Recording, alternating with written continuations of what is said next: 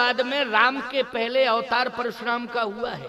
इसका मतलब ये है कि राम को अगर सारी दुनिया परमात्मा मानती है तो राम परशुराम को अपना परमात्मा मानते हैं कि मेरा ईश्वर तो परशुराम है।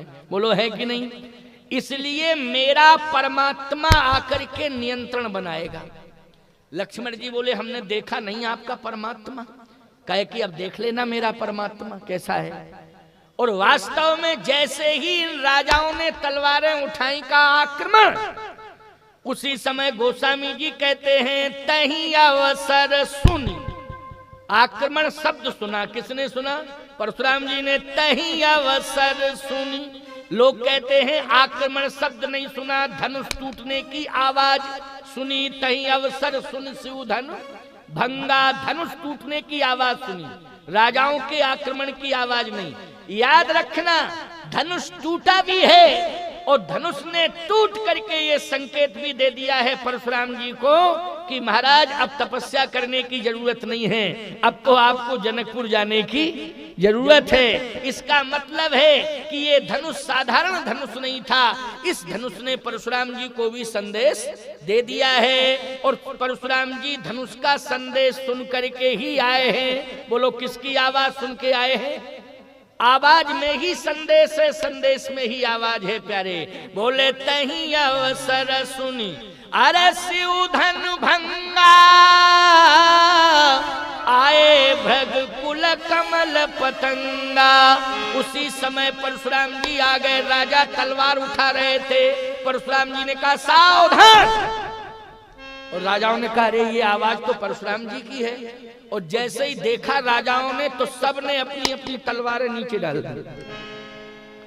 राम जी ने कहा क्यों? हमारे भगवान का कमाल देखा लक्ष्मण तुमने? हमारे भगवान का कमाल देखा? केवल आया ही है, अपना शस्त्र नहीं उठाया भगवान ने, देखते ही सबने अस्त्र शस्त्र डाल दिए। देखो ये इतने जल्दी सरेंडर कोई करा सकता है? जल्दी बोलो भैया। कि एक अकेले एक परशुराम और 10,000 का समर्पण। 10,000 ने एक साथ अपने अपने अस्त्र शस्त्र डाल दिए। लक्ष्मण जी ने कहा भैया आपका भगवान डाल दिए? भगवान ने कहा देखते जाओ।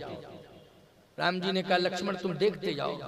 परशुराम जी ने एक निगाह फेंकी राजाओं के ऊपर, आंख लाल थी, और जैसे निगाह फेंकी तो सारे राजा दौड़े परशुराम जी की ओर। लक्ष्मण जी ने कहा लगता है कि ये मूडी राजा आक्रमण करने जा रहे हैं परशुराम जी के ऊपर। भगवान राम बोले मैं क्या कह रहा हूं, देखते जाओ क्या हो रहा है। जैसे राजा दौड़े तो दौड़ करके सब साष्टांग प्रणिपात हो गए। साष्टांग। लक्ष्मण जी ने कहा ये तो समर्पण कर दिया सबने। कहा अभी देखते तो जाओ कमाल, अभी तुम देखते जाओ, देखते जाओ। जैसे ही समर्पण किया राजाओं ने, परशुराम जी ने कहा खड़े हो जाओ। अब कहां पे? कौन हो तुम?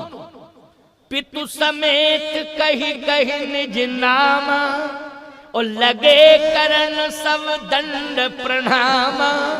अपने पिता का नाम और पिता के पिता का भी नाम लिया और कहा कि अमुक सन में आपने अपने फरसे से हमारे पिताजी के पिताजी का मस्तक काट दिया था, हम उनके नाती हैं। अच्छा साइड में खड़े हो जाओ, साइड में खड़े हो। अब कहां पे? और कहे कि पत्नी ने रोका था कि दूसरी शादी अच्छी नहीं होती है, मरने जा रहे हो क्या? और वास्तव में मौत आ गई सामने, देखो मरने जा रहे हैं। अब देखो मौत आ गई है, फरसा दिखाई दे रहा है। और कहां पे? दूसरे राजा से कहा तुम कौन? उसने भी कहा अमुक देश का राजा हूं, ये घटना। अच्छा साइड में खड़े हो जाओ। जितने राजा थे प्रणाम करते गए। परशुराम जी ने साइड में खड़ा कर दिया, कहा जब तक मैं कहना दूं जाना नहीं, लाइन में खड़े रहना। अगर किसी ने जाने की हिम्मत की तो देखा ये फरसे का कमाल। कहा बिल्कुल जानता हूं, जा ही नहीं सकता हूं, मरने जाऊंगा क्या? और मरना तो वैसे भी है, इसलिए सब साइड में खड़े हैं। अब जनक जी का बोध देखें आप, राजा कांप रहे हैं। जनक जी महाराज जैसे प्रणाम करने के लिए आए तो परशुराम जी ने कहा जनक ये भीड़ कैसी है? कहा महाराज बेटी की शादी है। अच्छा बेटी की शादी है,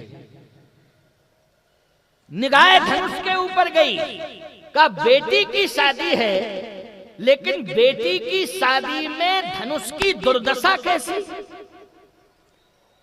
कौन ऐसा उद्दंड व्यक्ति आया जिसने तुम्हारी बेटी की शादी में यह दुस्साहस किया कि धनुष को तोड़ दिया? विवाह से धनुष का क्या लेना देना था, लेकिन उसका नाम बताओ किसने तोड़ा? कौन था उद्दंड? इन्हीं सब में कोई था क्या?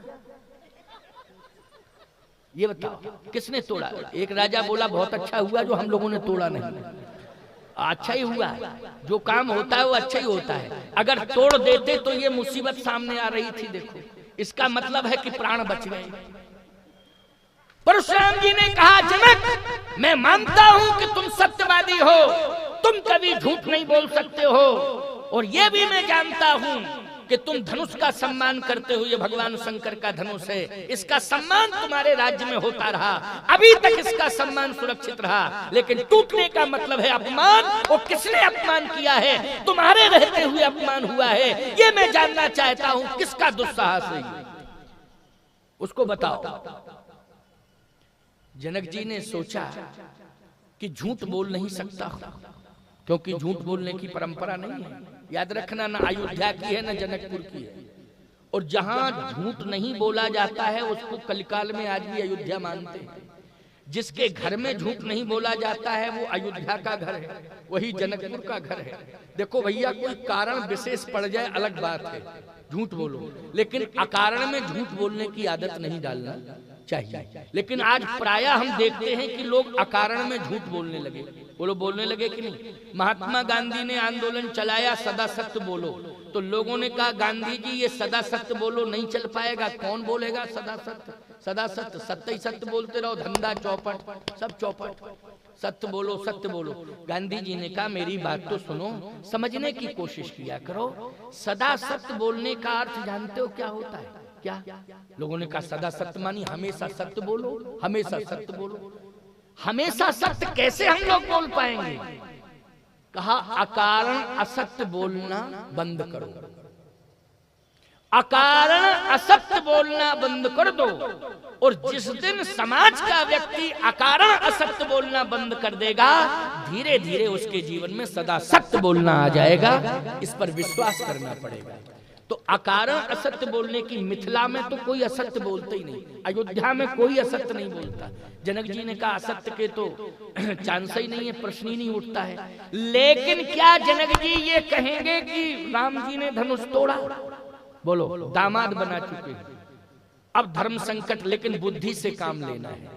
किससे काम लेना है? अब समझ लो, बुद्धि से। बोध की जरूरत है। उस समय क्रोध की जरूरत नहीं है, घबराने की जरूरत नहीं है, उस समय बोध की जरूरत है।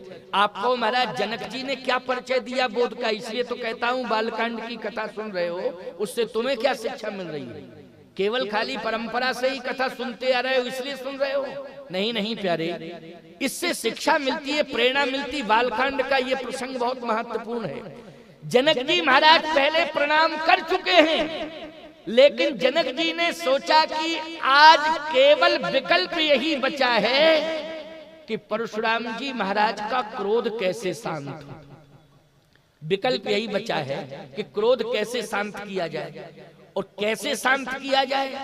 कहा क्रोध, सुन लीजिए मेरी बात को, भगवान से एक प्रार्थना किया करो कि हर घर में बेटी का जन्म हो, हर घर में बेटी का जन्म हो। भगवान से ये मांगा करो। आज उल्टा पुल्टा यही तो तुम करते रहते हो, भगवान से जो भी मांगता बेटा ही मांगता, बेटा मांगता। हमने आज तक बेटी मांगने वाले कम ही होंगे, ऐसी बात नहीं है कि नहीं होंगे, लेकिन कम है, बेटा ज्यादा मांगते हैं। एक सज्जन के तो 4 बेटियां थी, वो हमारे पैर पकड़ के रोने लगे। हमका क्या बात है? बोले महाराज वंश कौन चलाएगा, नाम कौन चलाएगा, मेरा खानदान का नाम। हमने कहा हो क्या गया ये तो बता दो। कहे महाराज बेटियां 4 हैं लेकिन बेटा नहीं है, ऐसा आशीर्वाद दो कि बेटा हो जाए। हमने कहा तुम मूर्ख हो, बेटा इसलिए मांग रहे हो कि वंश चलावे, वंश का नाम चलावे। हमने कहा पहली बात तो ये कि बेटा होगा तो तुम्हारे मरने के बाद तुरंत ही तहसील में एप्लीकेशन देगा, इनका नाम काट के मेरा चढ़ाया जाए, क्यों भाई, आवेदन यही देगा कि नहीं देगा? हमने कहा कोई भी बेटा आज तक किसी तहसील में एप्लीकेशन आवेदन दिया हो कि मेरे पिताजी भले ही मर गए, उन्हीं का नाम चढ़ा रहे, हमारा नाम रिकॉर्ड में ना आए, उनका रिकॉर्ड बदस्तूर सुरक्षित रहे, लेकिन नाम, मैंने कहा सावधान, बेटियां अगर तुम्हारे घर में 4-4 हैं तो इस बात को समझ लो कि बेटी जिस घर में जिस दिन पैदा होती है उसी दिन उस घर में यज्ञ का भूमि पूजन हो जाता है प्यारे। वो पिता समझ लेता है कि अब मुझे बेटी का विवाह करना है। वो बेटी का विवाह बोलो यज्ञ है कि नहीं? बेटी का विवाह क्या मानते हो? यज्ञ मानते हो। अगर 4 बेटियां भगवान ने दी हैं तो 4 यज्ञ तुम्हारे हाथ से होंगे। बोलो होंगे कि नहीं होंगे? इसलिए मैं कहता हूं कि बेटी जरूर भगवान से मांगो। आज जनक जी कहते हैं कि मेरा धैर्य नहीं टूट रहा है इसलिए कि मेरे पास संतुलन बनाने के लिए बहुत बड़ी शक्ति है, इसलिए मेरा धैर्य नहीं टूट रहा है। ये बोध है जनक जी का। क्या कौन सी शक्ति है? शस्त्र है? बोले शस्त्र नहीं। फिर का बेटी। कौन है? बेटी। किसी को भी क्रोध आ जाए प्यारे, अगर बेटी सामने आ जाए तो क्रोध करुणा में बदल जाता है। बोलो बदल जाता है कि नहीं बदल जाता है? और खास तौर से छोटी उम्र की बेटी हो तो कह नहीं क्या? बोलो छोटी उम्र की बेटी हो, क्रोध करुणा में बदल जाएगा कि नहीं बदल जाएगा? जनक जी ने कहा कि मेरा धैर्य इसलिए नहीं टूट रहा है, मेरे जीवन में बोध है कि मेरे पास ऐसी शक्ति है कि बड़ी से बड़ी प्रतिकूल परिस्थिति भी आ गई है लेकिन मैं घबराऊंगा नहीं। आज प्रतिकूलता अनुकूलता में बदल जाएगी। किसके बल पर? का बेटी के बल पर। और सीता जी को इशारा किया, इशारा किया। परशुराम जी की आंखें लाल हैं, राजा घबरा रहे हैं। और इशारा किसको किया जनक जी ने? सीता जी को। जैसे इशारा किया, आहा, बेटी वही है जो बाप के इशारे पर चले। बोलो बेटी वही है जो माँ बाप के इशारे पर चले, वही बेटी है। इसलिए बेटियों को भी मैं शिक्षा दे रहा हूँ कि माँ बाप के इशारों पर चला करो। यदि माँ बाप के इशारों पर तुम चलोगी तो तुम्हें श्री राम जैसा वर प्राप्त होगा, ये मैं दावे के साथ कह रहा हूँ। लेकिन माँ बाप के इशारे पर तुम्हें चलना पड़ेगा। बोलो सीता जी माँ बाप के इशारे पर चली, कौन सा वर मिला? श्री राम जैसा वर मिला कि नहीं मिला? जैसे ही इशारा किया सीता जी चल दी। और जैसे सीता जी आई, जनक जी ने कहा प्रणाम करो बेटी, प्रणाम करो। जनक बहोर आए सिर नावा,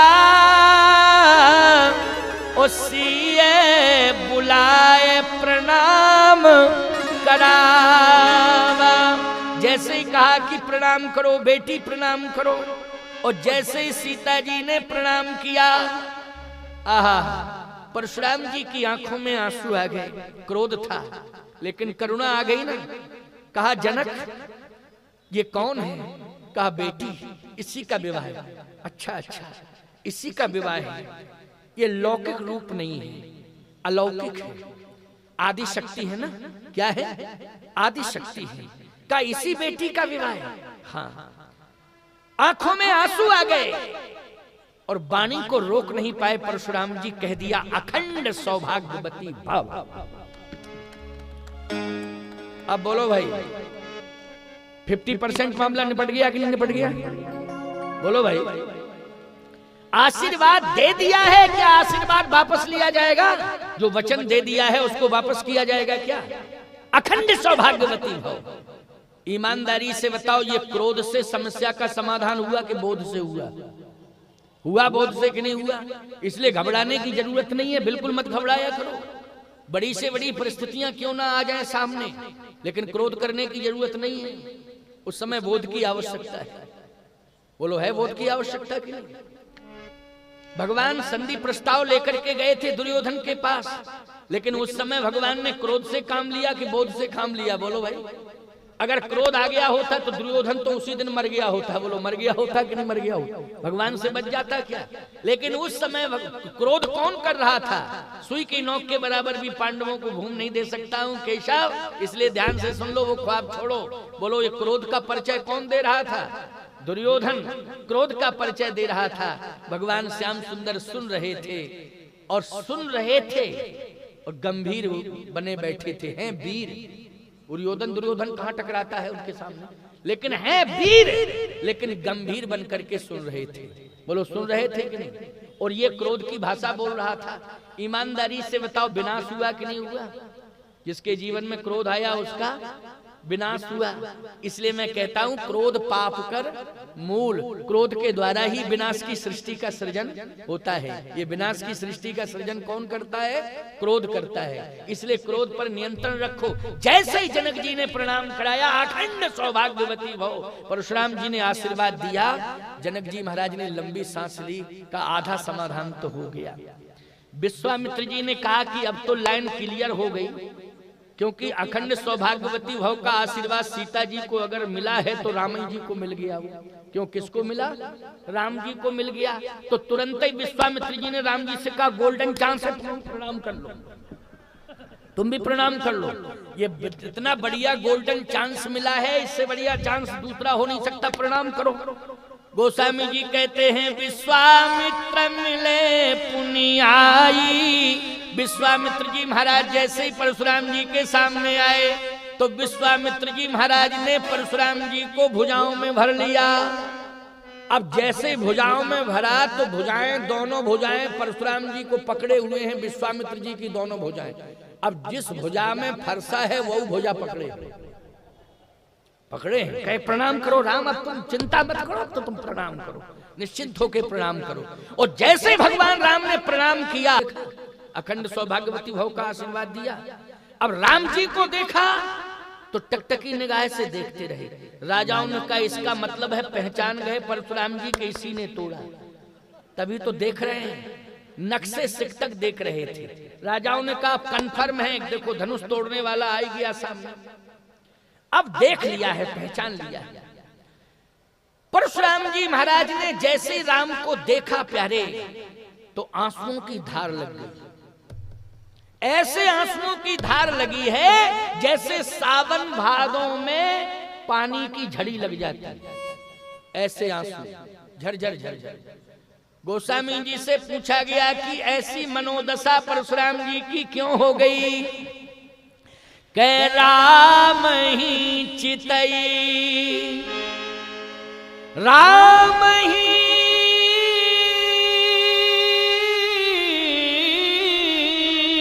चितई, रहे थक लोचन, रूप अपार मार मदमोचन। श्री राम जी को टकटकी निगाह से देख रहे हैं और कहते हैं ऐसा रूप मैंने अभी तक देखा नहीं। लेकिन एक बात बताएं, परशुराम जी ब्रह्मचारी हैं और ब्रह्मचारी का रूप पर आकर्षित होना ये उचित नहीं। बोलो भाई, ब्रह्मचारी रूप पर आकर्षित हो ये उचित नहीं। लेकिन परशुराम अगर तू रूप पर आकर्षित हो रहा है तो ये लौकिक रूप नहीं है, ये भी अलौकिक रूप है।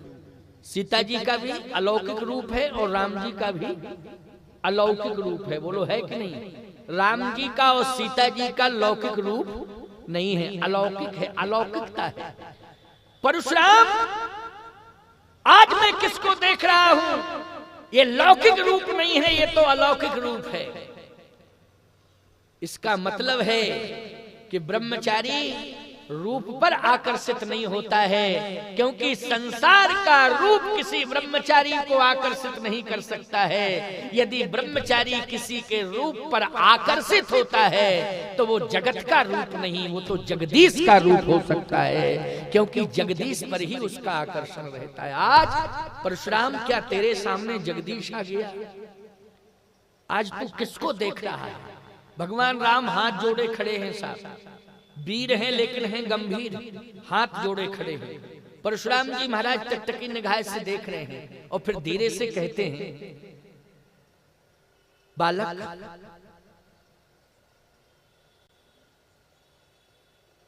तू प्रणाम तो कर रहा है, लेकिन मैं ये जानना चाहता हूं कि धनुष तोड़ने का साहस और दुस्साहस किसने किया है?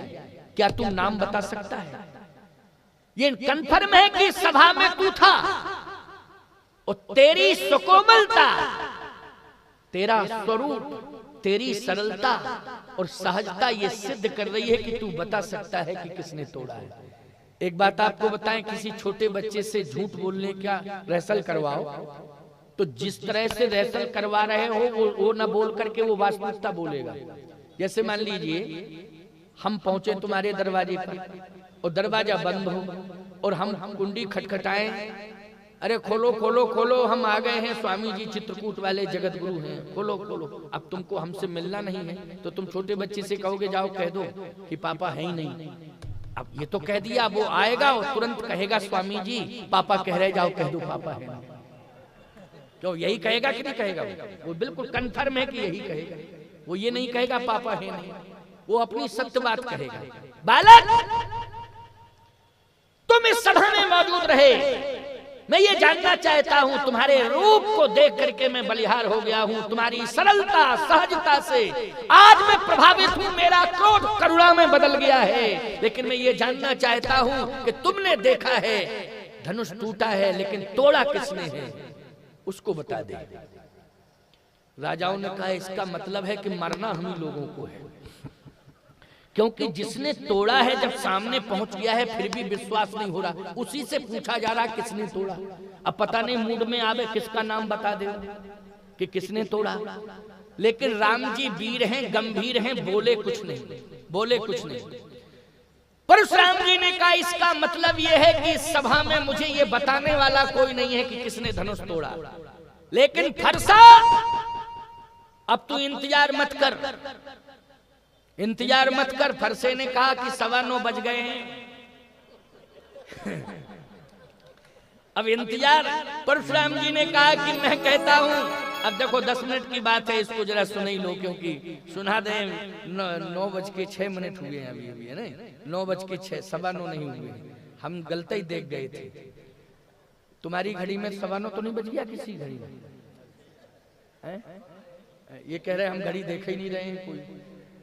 चलो 10 मिनट की बात और है, जरा सुनो। परशुराम जी ने कहा तू अपना कमाल दिखा परशु, क्या इंतजार कर रहा है? तो परशु ने कहा कि क्या कमाल दिखाएं? कमाल क्या दिखाएं? पता तो चले कि किसने तोड़ा। परशुराम जी ने कहा कि सुनो परशु, तुम तैयार हो जाओ, हम थोड़ा सा मौका दे रहे हैं। उस मौके में जो आ जाएगा सामने धनुष तोड़ने वाला, समझ लो सबको छोड़ दिया जाएगा, बस उसी को दंडित किया जाएगा। लेकिन मौका दे रहे हैं, 1 2। परशुराम जी ने कहा 3 कहूंगा और सामने आ जाना, नहीं तो हम सभी राजाओं के ऊपर पहले फरसा चलाएंगे और जितने राजा हैं पहले उन्हीं को निपटाएंगे। राजाओं ने कहा ये कन्फर्म ही है कि मरना हम ही लोगों को है। अब मौत ही जब आ गई है तो फिर अब क्या किया जाए। तब तक एक राजा बोला सुनो, सब बच जाएंगे, कम से कम तुम बलवान हो, अपनी बहादुरी की बात कर रहे थे, तुम सीधे जाके कह दो परशुराम जी से जाके कि जो सामने सीधा साधा राजकुमार खड़ा है, हम पुरखों की कसम खा के कह रहे हैं इसी ने तोड़ा। जो सीधा साधा लग रहा है देखने में उसी ने तोड़ा, जाकर के कह दो। तो वो राजा कहता है हमको बेवकूफ मान रहे हो क्या? आंखें लाल लाल हैं, फरसा हाथ में लिए हैं, क्रोध कर रहे हैं, और हम जैसे ही सामने जाएं तो परशुराम जी यही समझें कि इसी ने तोड़ा, इसलिए दे फरसा सीधा। बोलने का मौका ही ना मिले तो मर और जाएंगे, मर जाएंगे, बोल पाएंगे नहीं, मर के मर जाएंगे। तो अगर चलना है तो सबई चलो इकट्ठे और सीधे जाके कहो नहीं अकेले हम मरने के लिए नहीं जाएंगे, और मरना है तो सबको मार के मरेंगे। अब ऐसे थोड़ी कि अकेले मर जाए, कहा ऐसा नहीं होगा। परशुराम जी ने कहा हम 3 तक गिनती गिन रहे हैं, 3 में सीधे जिसने तोड़ा हो सामने आ जाए, नहीं तो हम फरसा चलाना शुरू करेंगे। 1 2। राम जी तो हाथ जोड़े खड़े हैं, हाथ जोड़े खड़े। अच्छा लक्ष्मण जी जरूर देख रहे हैं कि अब होता क्या है, अब क्या होता है। इधर से उधर, उधर से इधर, इस तरह से निगाह लक्ष्मण जी की। अच्छा विश्वामित्र जी महाराज भी समझ रहे हैं कि जहां राम है वहां संग्राम हो नहीं सकता। बोलो भाई, विश्वामित्र जी ये समझ रहे हैं जहां राम है वहां संग्राम हो नहीं सकता। बोलो ये विश्वास की बात है कि नहीं? ये किसकी बात है, जल्दी बोलो। राम के सामने संग्राम, और वो भी संहार, और संहार में भी ऐसा संहार कि जहां जनक जैसा धर्मवान खड़ा हो। बोलो भाई, जहां जनक जैसा धर्मवान खड़ा हो और जहां पर सतानंद जैसा धर्मज्ञ खड़ा हो, और जहां पुर नर नार सुभग सुई संता धर्मशील ज्ञानी गुण वंता, ऐसी धर्मवान जनता, उसके सामने इतना बड़ा संघर्ष, और राम के सामने संघर्ष। जहां राम हो वहां संग्राम। विश्वामित्र जी कह रहे हो ही नहीं सकता है, ये विश्वास की बात है। और राम जी बिल्कुल वीर हैं, लेकिन गंभीर मुद्रा में खड़े हैं साहब। परशुराम जी ने कहा 1 2, और जैसे का 3, उसी समय भगवान राम हाथ जोड़ के बोल पड़े। 3 कहा और राम जी बोले। जैसे ही राम जी के मुख से शब्द निकला, अच्छा राजाओं ने वो शब्द नहीं सुना राम का, क्योंकि जो मरने वाला व्यक्ति होता है उसको मौत ही दिखाई देती, ना कुछ सुनाई देता है ना कोई दिखाई देता। क्यों भाई? जो मरने की कंडीशन में पहुंचता, तो वो राजा लोग तो यही सोच रहे हैं कि तो फरसा चलने वाला है निश्चित रूप से, अब तो सभी को मरना है। 3 कहा तो 10 मिनट हो गए। राम जी हाथ जोड़े खड़े हैं, उस शब्द बोलना ही चाहते थे, परशुराम जी ने ऐसे इशारा किया, रुको रुको, इसका मतलब है कि तुमने धनुष तोड़ा, तुमने धनुष तोड़ा, या किसी का नाम बताने जा रहे हो कि किसने धनुष तोड़ा? बोलो बोलो बोलो बोलो। अब राजाओं ने सोचा कि बहुत देर हो गई, फरसा चला होगा तो आवाज क्यों नहीं आ रही है? भाई जिसके ऊपर चलेगा वो किच पिच तो कुछ होगा ही, बोलेगा कि नहीं बोलेगा? चुपचाप थोड़ी बर्दाश्त कर लेगा, कुछ तो आवाज आनी चाहिए। लेकिन आवाज नहीं आ रही है, इसका मतलब कुछ और है। आंख खोल के देखो। और जैसे ही आंख खोल के एक राजा ने देखा, अरे बोले सब बच गए, मौत से बच गए, प्राण बच गए सबके, मौत से छुटकारा मिल गया, खोलो आंखें। क्यों? बोले धनुष तोड़ने वाला तो सामने खड़ा है और कुछ बोलना चाहता है, अब डरने की जरूरत नहीं है। राजाओं ने लंबी सांस ली। परशुराम जी ने कहा बोलो जल्दी बोलो, किसने धनुष तोड़ा? तो राम जी कहते हैं आप सुनिए तो क्रोध से नहीं, बोधयुक्त स्वरूप में सुनिए, क्रोधयुक्त स्वरूप में नहीं। क्रोध को दूर करिए, मैं प्रार्थना कर रहा हूँ, आप ध्यान से मेरी बात को सुनिए। परशुराम जी ने कहा क्रोध की बात अलग है, क्रोध नहीं, पहले तो तुम बोलो जल्दी कि किसने धनुष तोड़ा।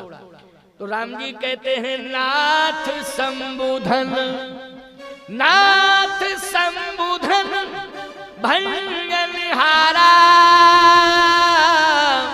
हुई है कोई एक दास तुम्हारा। धनुष तोड़ने वाला साधारण नहीं, आपका दास होगा, दास। परशुराम जी ने कहा दास, तो ये बताओ इन सब में कौन दास है? जरा उसको हम समझ तो लें कि तू दास कैसा था जिसने इतनी बड़ी उद्दंडता की। जल्दी बोलो कौन है दास? अब राजा लोग सोच रहे पता नहीं किसको दास मान बैठे, वो मूड में आकर के फरसा दे दे तो मार और जाएगा। स्पष्ट नहीं बोलता है कि मैंने धनुष तोड़ा, ये कह रहा कोई दास होगा। अरे ये कहना चाहिए कि मैं ही दास हूं, मैंने तोड़ा। अरे दास ही कहना तो ये कहो मैं ही दास हूं आपका, मैंने ही तोड़ा। हुई है कोई एक दास, कोई एक दास, कोई होगा कोई दास, पता नहीं किसको दास मान बैठे। परशुराम जी ने कहा दास नहीं, वो मेरा शत्रु है, लेकिन उसका नाम बताओ, तुम धनुष किसने तोड़ा, नाम बताओ उसका। अब राम जी ने कहा महाराज कह तो चुका हूं कि कोई दास है, लेकिन आप क्रोध में समझ ही नहीं पा रहे हैं। इतना क्रोध है आपके कि आप दास को पहचान नहीं पा रहे हैं। अगर क्रोध को दूर कर दिया जाए तो दास समझ में आ जाएगा। लक्ष्मण जी ने कहा एक बात बताएं भैया, पूरा 17 तारीख तक ये सम्मेलन हो जाएगा, लेकिन फैसला नहीं हो पाएगा, फैसला नहीं हो पाएगा। क्यों? इसलिए कि आपकी लैंग्वेज और बाबा जी की लैंग्वेज में ताल मेल नहीं है। आप दास कह रहे हो, वो समझ नहीं रहे, वो समझ नहीं रहे हैं। अगर आपकी आज्ञा मिल जाए तो हमारी लैंग्वेज और बाबा जी की लैंग्वेज बिल्कुल डायरेक्ट मिल रही है। अगर आपकी आज्ञा मिल जाए तो थोड़ा सा मौका दे दो कि हम बता दें कौन दास है कौन खास है। अगर आप कह दें भगवान थोड़ा कौतुक देखते हैं, मुस्कुरा गए मन ही मन, कहे अच्छा ठीक है तुम्हारा मन है तो कुछ थोड़ा बोल लो। और जैसे ही लक्ष्मण जी थोड़ा सा फ्रंट पर आए, राजाओं ने कहा कि ये क्लियर बोलेगा, हाँ ये बिल्कुल क्लियर बोलेगा, क्योंकि तेज तर्रार है, ये साधारण नहीं है, ये तो बोलता कुछ नहीं है और खड़ा रहता है हाथ जोड़े। सरल तो है, लेकिन इतना सरल होना भी ठीक नहीं है कि समस्या पैदा कर दे सरल। और देखो ये बोल नहीं रहा, पता नहीं समस्या कितनी बड़ी पैदा होती अगर ये सामने नहीं आता, छोटा वाला गोरा गोरा राजकुमार, तो समस्या पता नहीं फरसा किसके ऊपर चलता। लेकिन आगे आप समाधान हो जाएगा। लक्ष्मण जी जैसे सामने आए, परशुराम जी ने कहा एक बात बताओ, हम समझ रहे हैं कि तुम फ्रंट पर आ गए हो, धनुष तुमने तोड़ा। परशुराम जी बोले ये बताओ तुम्हारा था। परशुराम जी बोले धनुष तुमने तोड़ा। लक्ष्मण जी बोले ये बताओ आपका था, पहले ये बताओ आपका था क्या। परशुराम जी ने कहा मेरा नहीं था, मेरा नहीं था।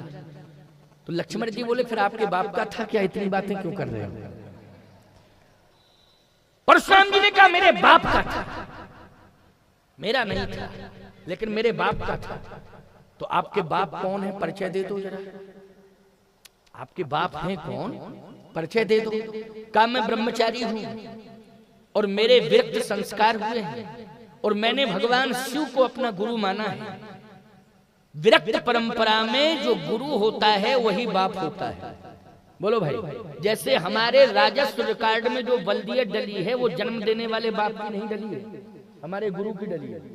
किसकी डली है, पिता के स्थान पर नाम किसका है, जन्म देने वाले बाप का नहीं है, गुरु का है। क्योंकि हम ब्रह्मचारी हैं, विरक्त हैं, इसलिए हमने पिता के स्थान पर गुरु का नाम लिखा है। तो मेरे बाप का था धनुष, से तुम ठीक बोल रहे हो कि बाप का था, तो बाप का ही तो था। तो आपके बाप कौन है, का भगवान शंकर। लक्ष्मण जी बोले आपके बाप ही तोड़वाने चले आए, तब क्या दोष है फिर किसी का, आप अपने बाप से ही करिए बात। परशुराम जी ने कहा कि मेरे बाप, यदि शंकर जी आपके बाप हैं तब मैं कह रहा हूं महाराज, ध्यान से सुनना, अगर शंकर जी आपके बाप हैं, शिव जी को आपने पिता माना है, तो इस धनुष को तोड़वाने में जिम्मेदार भगवान शंकर है। और यदि इसकी पुष्टि आपको चाहिए तो आप अपने पिता से पूछो, अपने बाप से पूछो जाके। परशुराम जी ने कहा कि अगर ये सत्य है तो इस समय तो मेरे बाप विश्राम कर रहे होंगे, अब कल ही पूछेंगे उनसे। क्यों भाई, क्योंकि 9:15 बज गए हैं, अब क्लियर करेंगे कि हाँ। और ये बात बिल्कुल सत्य है कि धनुष को तोड़वाने में शंकर जी की भूमिका, किसकी भूमिका है, भगवान शंकर की भूमिका है। इसलिए ये कन्फर्म है कि शिव जी का धनुष है, वो तोड़वाने वाले कौन है, भगवान शिव हैं। और सत्य है ये, अब शिव जी हैं धनुष तोड़वाने वाले।